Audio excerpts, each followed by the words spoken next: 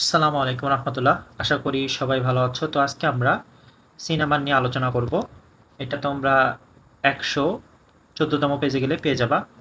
তো এখানে বলছে read the statements below, say whether they are true or false, if false give the right answer. আমাদের এখানে দুইটা পার্ট আছে। দুইটা পার্ট কি? এই যে এখানে যে তোমার স্টেটমেন্ট বা বাক্যগুলো দেখতে পাচ্ছ, এই বাক্যগুলো হচ্ছে যদি ট্রু হয় তাহলে আমরা ট্রু লিখবো, আর যদি ফলস হয়, ঠিক আছে, মিথ্যা হয়, তাহলে আমাদেরকে পাশাপাশি গিভ দ্য রাইট অ্যান্সার, আমাদের সঠিক তথ্যটাও দিতে হবে। তো প্রথম তথ্যটা হচ্ছে the Greeks were the pioneers in developing spoked wheels. তাহলে গ্রিকরা কি ছিল? পায়োনিয়ার ছিল, মানে অগ্রগামী ছিল। ইন ডেভেলপিং স্পোক হুইলস মানে স্পোক দিয়ে তৈরি করা চাকা, ডেভেলপিং উন্নতিতে তারা কি ছিল? প্রবর্তক ছিল বা তোমার অগ্রগামী ছিল। এটা কি সঠিক? না। তো এখানে সঠিকটা কি হবে? দেখো, অ্যান্সারটা এইভাবে দিবা, প্রথমে অ্যান্সার দিবা ফলস, তারপরে তোমার কি রাইট অ্যান্সারটা দিতে হবে তোমাকে। The Egyptians first develop spoked wheels. তাহলে মিশরীয়রা কি করছে? এই স্পোকড হুইলস প্রথম তারা এটা ডেভেলপ করছে, তো উন্নতি করছে আর কি। পরেরটা বলতেছে the earliest wheel was discovered in 2000 BC, মানে খ্রিস্টপূর্ব 2000 সাল পূর্বে, মানে খ্রিস্টপূর্ব 2000 সাল, এই সময় কি হয়েছিল? এই তোমার প্রথম চাকা ডিসকভার্ড, অর্থাৎ এটা আবিষ্কৃত হয়েছিল, এটা খুঁজে পাওয়া গেছিল। এটাও কি অ্যান্সারটা ফলস হবে। কারণ কি? The earliest wheel was discovered in Mesopotamia in 3500 BC, মানে খ্রিস্টপূর্ব 3500, ঠিক আছে, সাল আগে প্রথম কি হয়? মেসোপটেমিয়াতে এই প্রথম হুইল বা চাকার সন্ধান পাওয়া যায়। 3 নাম্বার বলতেছে the Egyptians first used wheels on chariots. Chariots মানে কি? রথ বলেছিলাম, মানে যেটা করে তোমার যুদ্ধক্ষেত্রে যাওয়া হইতো, যুদ্ধ করা হইতো। আচ্ছা, তো এটা কি ট্রু? ইজিপশিয়ানরা এটা আসলে প্রথম ব্যবহার করে। 4 নাম্বার বলছে Romans first used wheels chariots for warfare. এইটাও হচ্ছে ভুল। রোমানরা কি করছিল? প্রথম তোমার চ্যারিয়টস ফর ওয়ারফেয়ার মানে যুদ্ধের জন্য রথ ব্যবহার করেছিল।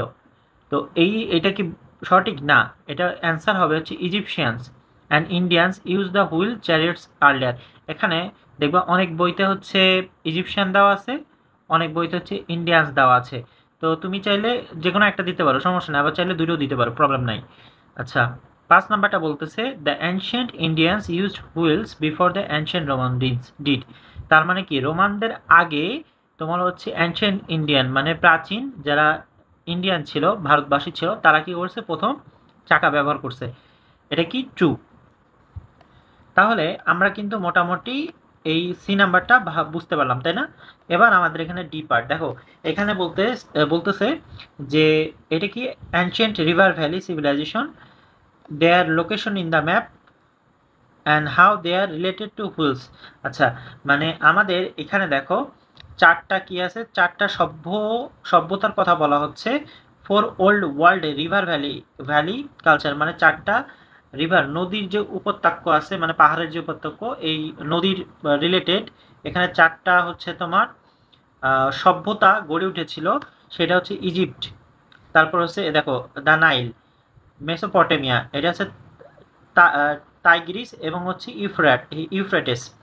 তারপরে এখানে হচ্ছে ইন্ডিয়া, এখানে ইন্দাস এবং গঙ্গাস, যেটা আর কি বে অফ বেঙ্গল। আচ্ছা, এটা তো না, এটা চায়নাতে, ঠিক আছে। তাহলে এই যে চারটা তোমরা দেখতে পাচ্ছ, এই চারটা আমাদের কি করতে হবে? এইগুলা সম্পর্কে আমাদের একটু জানতে হবে। তো জানবো কি জন্য? জানতে হবে হচ্ছে হুইল সম্পর্কে, আসলে এই হুইল সম্পর্কে জানার জন্য। দেখো, এই যে এখানে বলতেছে the Nile gave water fertile land. Egyptians made spoke wheels, used them on chariots around 2000 BC. মানে বুঝতে পারছো তো যে নাইল যে হচ্ছে কি করতো? এই নদীটা হচ্ছে তোমার রিভার বলতেছে, পানি দিত এবং উর্বর জমি তৈরি করতো আর কি। পানি দিলে তো যেই জমিতে পানি পায় নিয়মিত, সেটা কি উর্বর জমিতে হয়। এবং ইজিপশিয়ানরা কি করছিল? মিশরীয়রা হচ্ছে তোমার প্রথম তারা হচ্ছে মূলত স্পোক দিয়ে হচ্ছে তোমার চাকা তৈরি করে এবং সেগুলো কি চ্যারিয়টস হিসেবে ব্যবহার করে, রথ হিসেবে। অ্যান্ড মেসোপটেমিয়া দেখো এখানে বলতেছে যে call the land between two rivers, আসলে দুইটা নদীর মাঝখানে যে জায়গাটা সেটাকে মেসোপটেমিয়া বলা হতো। এবং হচ্ছে এনারা কি করে, ফার্স্ট হচ্ছে হুইল চাকা তৈরি করে 3500 কি খ্রিস্টপূর্ব 3500 সালের দিকে। ইন্ডিয়া, ইন্দাস এবং গঙ্গাস, এটা হচ্ছে বলা হচ্ছে যে তারা চাকা ব্যবহার করতো 3000, ঠিক আছে, বিসি খ্রিস্টপূর্বের দিকে। And around 1500 BC they made spoke wheel chariots for war and racing. তারা কি করছে, ইন্ডিয়ারা হচ্ছে মূলত ওয়ার যুদ্ধ এবং রেসিং তোমার প্রতিযোগিতার জন্য তারা মূলত স্পোকড মানে স্পোক দিয়ে তারা কি করছে, হুইল তৈরি করছে। মূলত সেগুলো কোথায় ব্যবহার করছে, রথে, চ্যারিয়টসের বা রথে ব্যবহার করছে। এবং চায়নার এখানে তো বুঝতে পারছো যে তারাও কি ফার্মিং, ওয়ার এবং ট্রান্সপোর্টের জন্য ব্যবহার করতো। আমাদের আজকে লাস্ট টপিক হচ্ছে এখানে বলতেছে যে listen to the teacher CD carefully, complete the following sentence with appropriate words.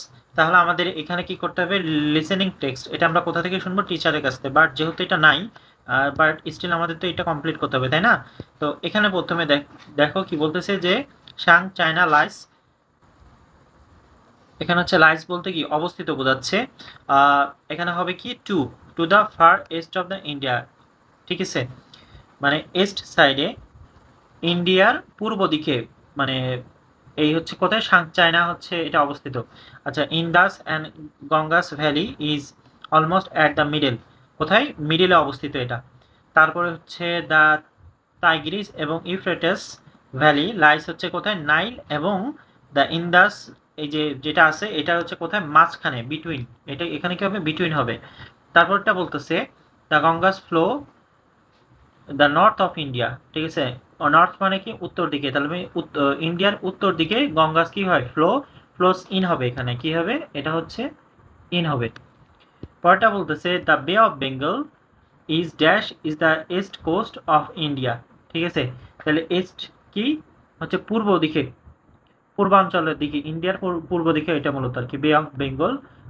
এটা এখানে কি লেখা, অন লেখা, এখানে আমাদের অন দিতে হবে। আই হোপ এ পর্যন্ত বুঝতে পারছো। নেক্সট ক্লাসে আমরা পরবর্তী টপিক নিয়ে আলোচনা করবো। আনটিল দেন সবাই ভালো থেকো। আসসালামু আলাইকুম রহমতুল্লাহ।